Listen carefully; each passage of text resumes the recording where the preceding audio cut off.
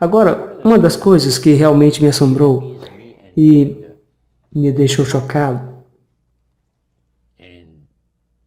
e me fez adoecer o coração foi quando o sacerdote falou sobre a idolatria cristã.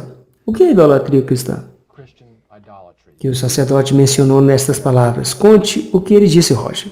Ele disse que a idolatria cristã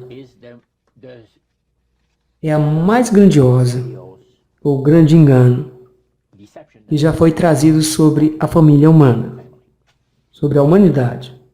Ele disse, e glorioso, que os espíritos demoníacos estão continuamente profanando as igrejas cristãs através da avenida da necromancia, usando uma forma de adoração de espíritos que envolve centenas de milhões de cristãos à idolatria sem que sejam conscientes disso.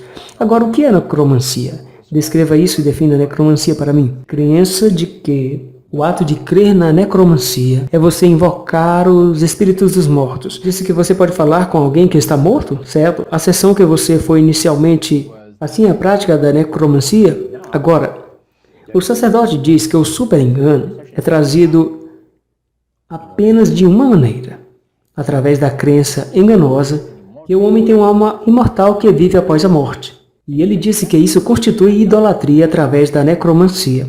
Assim, ele diz que há centenas de milhões de cristãos que estão praticando a idolatria, enquanto eles pensam que estão glorificando a Deus. Vê? Por que eles acreditam que a alma é imortal? Sim, eles não podem estar falando com o suposto espírito do morto. Ao contrário da crença popular, a necromancia não consiste de invocar o espírito dos mortos. A razão é que o homem é totalmente mortal e não possui uma alma imortal. Então, com quem eles estão falando? Ele disse, os amigáveis espíritos demoníacos têm sempre encontrado ao longo dos séculos grande deleite em representar aparições de entes queridos que partiram e pessoas de grande renome. São amigáveis espíritos demoníacos? Amigáveis espíritos demoníacos. Não há de um tipo de espíritos demoníacos? Existem 3 principais divisões, e em seguida, há divisões dentro dessas divisões. Você tem os amigáveis espíritos demoníacos, que parecem ter a fineza e o refinamento, e eles não estão chateados sobre o que aconteceu quando eles foram expulsos do céu. Então você tem os guerreiros. Eles gostam de trazer a miséria e a destruição na vida das pessoas. Então você tem os opressores, e os opressores são os reais espíritos maus, que odeiam a Deus, o Criador, com todas as suas forças. Então ele passou a explicar agora. Necromancia é, na realidade, uma crença religiosa. As pessoas acreditam que os mortos tenham entrado em um plano superior de existência do que eles tinham quando estavam vivos. Também que eles estão em uma posição e têm a capacidade de ajudar os que vivem aqui na Terra. Vê? Então ele disse, isto é onde as coisas ficam realmente interessantes. Ele disse que, de acordo com o grande mestre, uma pessoa não tem que supostamente invocar os espíritos dos mortos para receber ajuda, para estar envolvido com necromancia. Tudo o que ela tem que fazer é acreditar na vida após a morte, porque, segundo ele, a necromancia é a crença de que o homem tem uma alma imortal. Então, qualquer um que acredita que o homem tem uma alma imortal está envolvido em necromancia. É tão simples. Essa é a maneira como ele explicou. Então, como isso constitui idolatria? Pelas pessoas que acreditam que eles estão ou conversando com os santos, os espíritos dos mortos, os santos mortos, ou um parente morto, ou uma pessoa morta de algum jeito. Você toma, por exemplo, Loretta Lynn. Ela diz na televisão nacional, e eu tenho a data que eu mesmo ouvi, disse ela que foi bem-sucedida em sua carreira de cantora por uma querida amiga dela, que tinha a mesma idade que ela, e que morreu quando ela tinha 18 anos de idade. E Loretta estava tentando entrar no mundo da música, você sabe, mas ela disse, eu não tive sucesso afinal. Até que uma noite eu estava sentada na cama lendo um livro e ela disse, quem caminha para a direita através da parede, aquela é minha amiga. O espírito da minha amiga. E ela disse, Loretta, eu vou fazer de você uma pessoa muito famosa. cantando música country. E eu estarei com você o tempo todo, confie em mim. E ela teve uma vez um grande concerto. E ela estava descendo com um resfriado, e ela pensou que sua voz iria sofrer com isso. Ela conversou com o Espírito e ela achava que ela iria ser ajudada. Ela saiu do palco e ela começou a cantar, e no momento em que ela precisava de poder, o poder não veio. E o seu espírito amigo bateu em seu ombro e começou a cantar por ela. E ela disse, a voz dela me atravessou. O poder. E você viu isso na televisão, o documentário? Sim. E isto foi, eu acredito, 1976, quando isso aconteceu. Agora, o sacerdote explicou que quando as pessoas acreditam nesse negócio, eles estão realmente abrindo-se para ser completamente enganados pelos espíritos demoníacos, porque dá aos espíritos demoníacos uma oportunidade de personificar os mortos e para as pessoas acreditarem em seus familiares.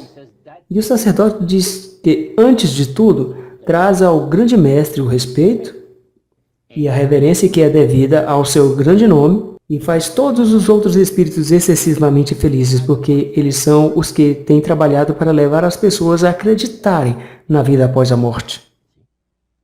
E se regozijam. Esta é a extensão da idolatria cristã, sim, espíritos amigáveis.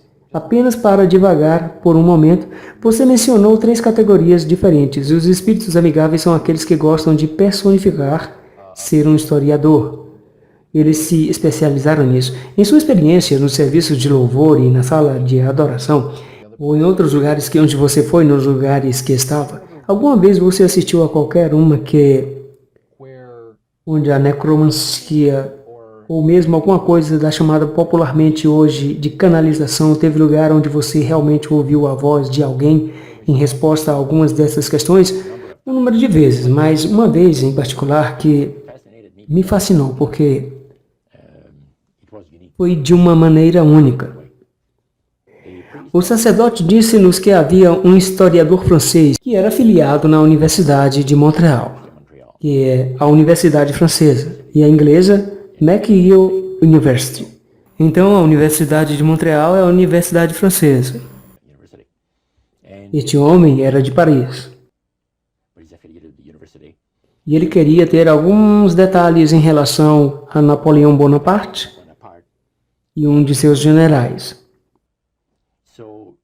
A propósito, há também em outras partes do mundo adoradores de espíritos de elite, como o grupo que tínhamos em Montreal. E ele mencionou, ele disse, vocês rapazes são afortunados, quando meu amigo e eu fomos, porque vocês chegaram no tempo certo de ver uma coisa muito interessante.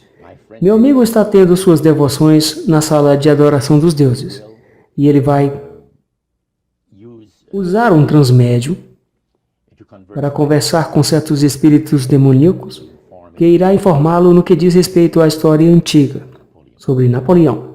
E com certeza, nós descemos lá e alguém apareceu e disse que ele está pronto para a sessão.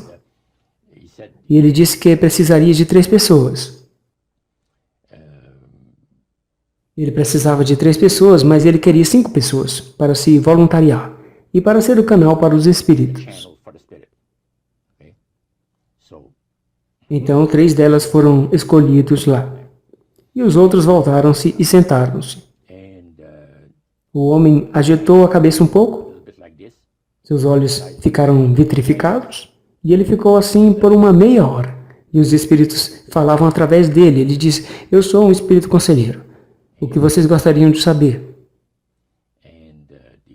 Ele tinha uma prancheta, o historiador, e começaram a fazer-lhes perguntas. Este historiador veio de Paris? Sim, ele estava querendo informações.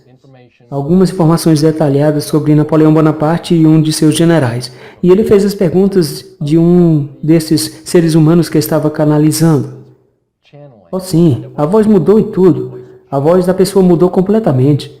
E tinha se identificado como um guia espiritual? Sim, espírito conselheiro. Ok, espírito conselheiro. E então começou a contar-lhe todos os eventos que ele perguntou para essa questão. Houve uma determinada questão que foi perguntada, e o espírito conselheiro disse: eu mandarei o senhor Riame e o senhor Alphonse duplicarem o diálogo que tinha ocorrido. E 2 outros homens, em seguida, cumpriram o que ele estava procurando. Mas a única coisa interessante foi o prefeito de Montreal, Camelian Holt. Durante a Segunda Guerra Mundial, no início da guerra, ele foi muito controverso no que diz respeito aos esforços da guerra. Ele teria dito aos rapazes de língua francesa para não entrarem no serviço militar. Vê? Porque vocês têm que ir e derramar o seu sangue para os britânicos. Você sabe. E nós somos os seus servos, por assim dizer, e tudo aquilo. Ele não queria que eles entrassem na guerra. Eles o colocaram na prisão. Ele foi preso durante o período de guerra. Agora, este homem disse: eu gostaria que você me dissesse, ele disse ao Espírito, para dar-me a parte do discurso que foi feito por Camelian Holt nos passos da cidade de Montreal City Hall, em uma certa data. Existem diferentes versões do que aconteceu, e você, senhor, saberia o ponto exato. Agora, o prefeito de Montreal ainda estava vivo, e este historiador perguntando pelo que foi realmente dito em um discurso. O espírito conselheiro disse: me desculpe, eu não posso ajudá-lo. Todas as minhas atividades e o meu grupo tiveram lugar na Europa. No entanto, após a nossa saída, outros espíritos virão ajudar você. E com certeza, o indivíduo vibrou um pouco e então ele estava de volta. Quanto tempo? Ele perguntou. 20 minutos. Ele foi um canal. Então outra vez o espírito entrou nele. E esse espírito disse que ele era um espírito conselheiro, que poderia lhe dar a informação de que ele estava procurando. Mais uma vez foi transmitida oralmente e era a voz de Camelian Holt. Como você sabe que era a voz dele? Porque eu era um jovem naqueles dias e quase pronto para entrar no exército. E Camelian costumávamos ouvir no rádio. E não tinha televisão, nós ouvíamos somente no rádio e líamos jornal. E todos os discursos de Camelian eram no rádio, o tempo todo. Naqueles dias eles não tinham gravadores, como nós temos agora. Então, Camelian teria que ir ao estúdio Canadian Broadcasting, onde eles fizeram um registro fonográfico, e em seguida eles o tocavam mais e mais. Então você ouvia quando era um adolescente antes. E você conhecia a sua voz. Eu conhecia a sua voz muito bem. Eu disse para o George, que estava sentado lá: não é incrível? E ele disse: se você pensa que é incrível, espere até que os espíritos personifiquem uma das pessoas que partiram, que você conhece pessoalmente, como um tio, um irmão, uma irmã. Ele disse: isso é único. Mas essa é a forma como foi. Eles são capazes de reproduzir uma voz apenas à perfeição. Os espíritos são extremamente orgulhosos disso, porque isso também lhes serviu perfeitamente.